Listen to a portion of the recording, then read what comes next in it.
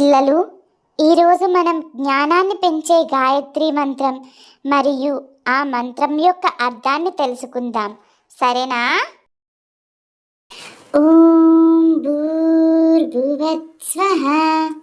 ఓం భూర్భువస్వః.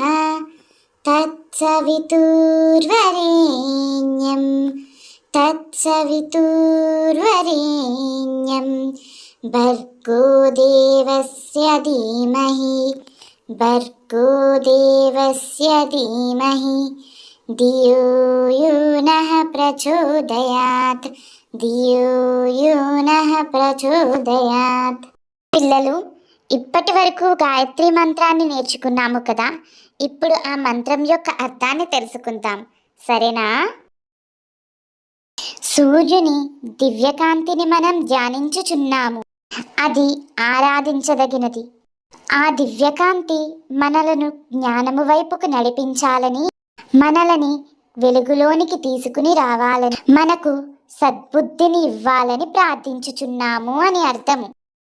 ఈ గాయత్రి మంత్రం పఠించడం వల్ల జ్ఞానం, మనశ్శాంతి, ఆధ్యాత్మికత పెరుగుతాయి అని మన పెద్దలు చెబుతుంటారు. ఓం భూర్భువస్వః.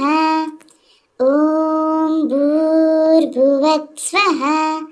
తత్సవితుర్వరేణ్యం తత్సవితుర్వరేణ్యం భర్గో దేవస్య ధీమహి భర్గో దేవస్య ధీమహి ధియో యో నః ప్రచోదయాత్ ధియో యో నః ప్రచోదయాత్.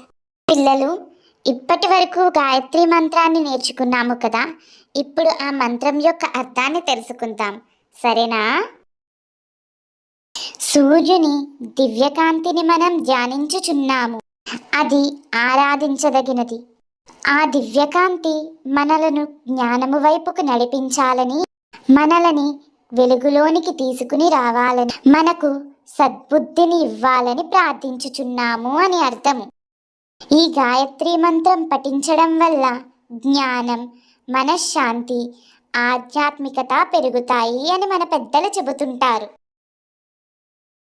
ఓం భూర్భువస్వః. ఓం భూర్భువస్వః. తత్సవితుర్వరేణ్యం తత్సవితుర్వరేణ్యం భర్గో దేవస్య ధీమహి భర్గో దేవస్య ధీమహి ధియో యో నః ప్రచోదయాత్ ధియో యో నః ప్రచోదయాత్. పిల్లలు, ఇప్పటి వరకు గాయత్రి మంత్రాన్ని నేర్చుకున్నాము కదా. ఇప్పుడు ఆ మంత్రం యొక్క అర్థాన్ని తెలుసుకుందాం. సరేనా? సూర్యుని దివ్యకాంతిని మనం ధ్యానించుచున్నాము.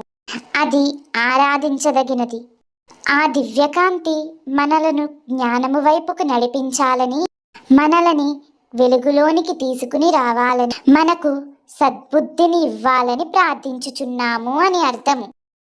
ఈ గాయత్రి మంత్రం పఠించడం వల్ల జ్ఞానం, మనశ్శాంతి, ఆధ్యాత్మికత పెరుగుతాయి అని మన పెద్దలు చెబుతుంటారు. పిల్లలు, ఈరోజు గాయత్రి మంత్రం మరియు గాయత్రి మంత్రం యొక్క అర్థాన్ని తెలుసుకున్నాము కదా. ఇటువంటివి మీరు ఇంకా తెలుసుకోవాలి అనుకుంటే ఈ ఛానల్ని సబ్స్క్రైబ్ చేసుకోండి.